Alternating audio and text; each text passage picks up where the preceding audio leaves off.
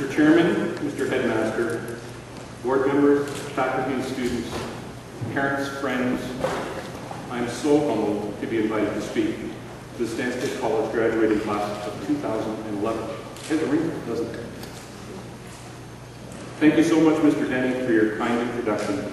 I should say it was just a touch terrifying knowing that you're having your advisor from almost 40 years ago introduce you. I was trying to remember all the nasty things I'd done that he might remember. In truth, though, Mr. Denny was incredibly supportive as my advisor at Stanstead and later as a colleague on the faculty.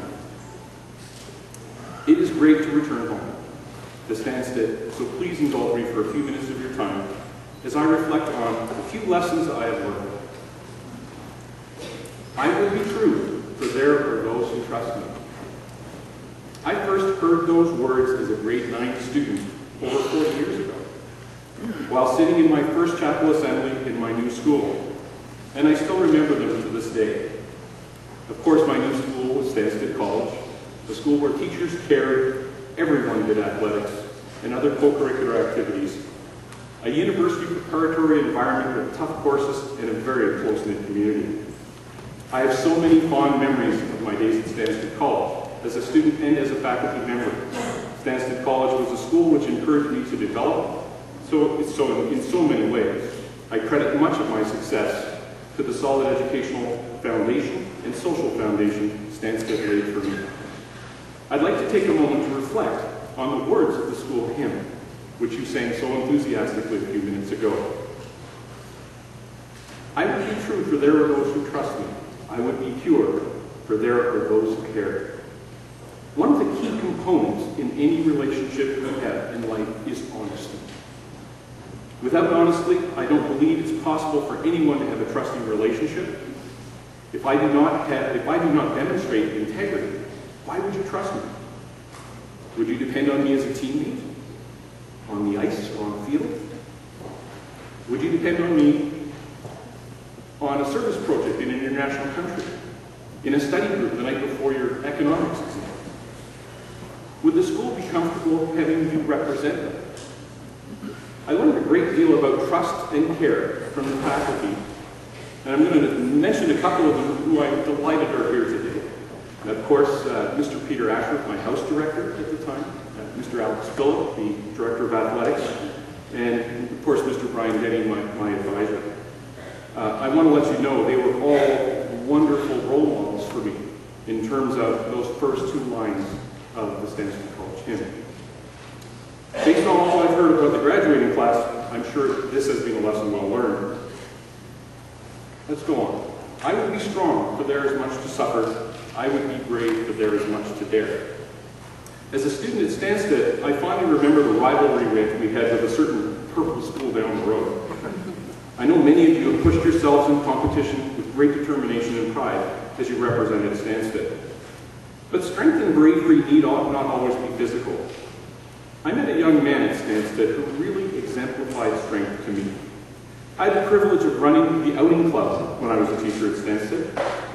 One of the young club members was a remarkable student, very bright young guy. Our annual year-end trip was to spend several days backpacking on Mount Washington. Climbing wasn't an issue for him, but the descent was quite a challenge. You see, Rod was legally blind. He has a visual impairment, so he could not perceive depth. Imagine not knowing how far you have to step down and realizing you have to descend 4,000 feet.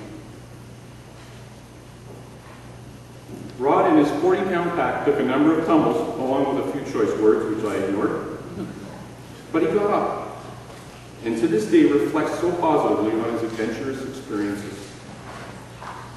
Later, he served as the president of the Stanstead College Alumni Association, and today, while he has lost many of his remaining vision, he is a remarkable guidance counselor who I had the privilege of working with at Appleby College.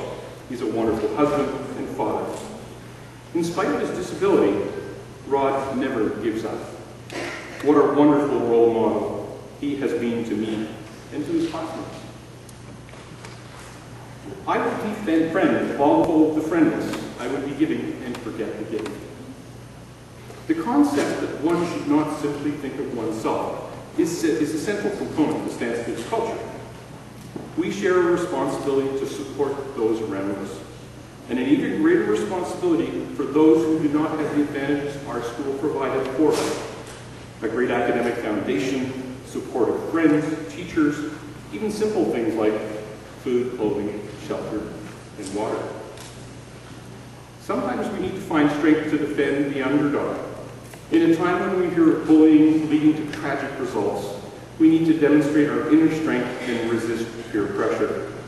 While it is a responsibility we all share, there are lessons we can take from caring and supporting others.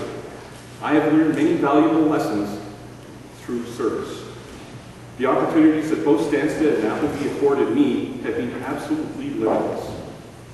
I work with so many faculty and students who are passionate about helping others. We live in a remarkably supportive environment. Whether doing local community service or becoming involved in the Round Square, Stanstead provides you all access to remarkable international and local opportunities. Encouraging teachers, enthusiastic students, all dedicated to a purpose which is not self-centered, but can shape our perspective. For the past 15 years, I had the privilege of working with many wonderful students in a program which I ran at my last school, which was called peer counseling. It involves students learning skills to support their peers as they face the everyday difficulties which you all may face. Stresses at school, breakup of a relationship, abuse of alcohol or other drugs, or something as simple as communication difficulties with a roommate. Every day they inspired me. Many of my peer counselors have gone on to continue in service roles in their professional life following graduation.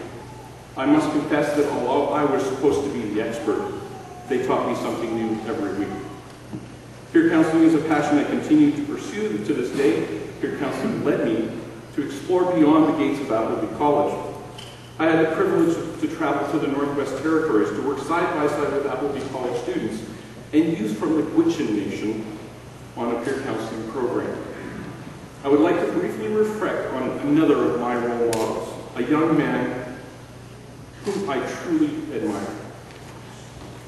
I first met Merle climbing out of a boat on the Peel River and clambering up a steep bank towards what was to be our home north of the Arctic Circle for the next 7 days. He was standing at the top of the bank with a huge welcoming smile, saying, "Welcome to Cluny." He was the First Nations youth I can honestly say I got to know well. He was a fascinating young man. Raised by his grandparents as his parents were unable to raise him, he was 19 years old when I met him. He had dropped out of grade 10 3 times, and he struggled with alcohol abuse. As I got to know him, though, I discovered the many talents he possessed. His passion for hockey, his knowledge and love of the land, his wonderful artistic vision, his empathy for those who struggle, and especially his gift of being able to listen and accept in a non-judgmental way. He taught me so many lessons over the 5 years we both were involved in the project. Following Merle's success at the first peer counseling project, he decided to return to school. He called me after his first semester, proudly letting me know he had passed everything. A year later, he hit his biggest hurdle of his academic career, grade 11 math. I'm sure a few of you can identify with that. It was a course required for graduation, and to be honest, his teachers told me he'd never pass it. You can imagine my delight when he called, proudly saying he'd earned a credit. Not a top mark, but he was proud, as was I, because it was his success. Because his success was about what he accomplished, not what he hadn't. He successfully graduated from high school the following year, trained as a peer counseling trainer, and is now attending college in the Northwest Territories. He's a wonderful role model. He taught me so much about breaking stereotypes, teaching me the power of pure motivation. I will be humble, for I know my weakness. Our school hymn talks about values, trust, integrity, and support, but also we must be humble and understand our own biases. I have to caution you that service also implies we must respect those we are working with. My last peer counseling project involved a group of students, some First Nations youth from the Niagara area. I had the honor of leading the workshop with an elder, Judy, from the First Nations community. Her third lesson of the program was incredibly powerful. She spoke very passionately about residential schools. It was a very emotional experience for all of us. For those of you who don't know, the Canadian government passed a law in the early 1900s which required all First Nations children in Canada to go to school. For children in remote areas, residential schools were set up to accommodate those children who did not have schools close by. It sounds like a wonderful example of service, doesn't it? In reality, it was not. Here's a description from the CBC Heritage website. In 1928, a government official predicted that Canada would end its, and I apologize for this, Indian problem within 2 generations. Church-run, government-funded residential schools for Native children were supposed to prepare them for life in white society. But the aims of assimilation meant devastation to those who were subjected to physical, sexual, and emotional abuse. Decades later, Aboriginal people began to share their stories and demand acknowledgement and compensation for their stolen childhoods. You know, regretfully, the government felt that white man's culture was a better way of life. So the children were taken from their homes, not allowed to speak their language, were taught their customs and traditions were barbaric, and essentially were stripped of their culture. We must never forget that true service respects those we work with. It does not look down on them or consider them to be lesser people. I am sure if you speak to any student or teacher who has traveled on an international service project from your school, they will confirm that they learned and were given much more by those they came to help than they actually gave themselves. That's the true beauty of true service. It's the ultimate personal challenge, the ultimate learning experience, and it's what we all should be doing. You all have this in you. I encourage you all to consider how you might make a positive difference to our world. If you learned anything during your years at Stanstead, let it be that we each share a responsibility to support those around us. And we have an even greater responsibility for those who do not have the advantages our situation provided. That great school, the support of friends, the remarkable faculty, and the food, the shelter, the water. We must never forget how privileged we truly are. Finally, I would look up and laugh and live. Graduates of the class of 2011, you have built a wonderful foundation to go out into the world and to make a difference. I encourage you to seek risks and to challenge yourself. Excel in your studies, but never forget that many of life's most important lessons are found where you least expect them. This can be incredibly rewarding, exciting, and so much fun. Go out and seek those challenging opportunities and make us proud. And please don't forget to thank your parents, your teachers, and all of your friends who supported you during your remarkable Stanstead journey. They have given you a great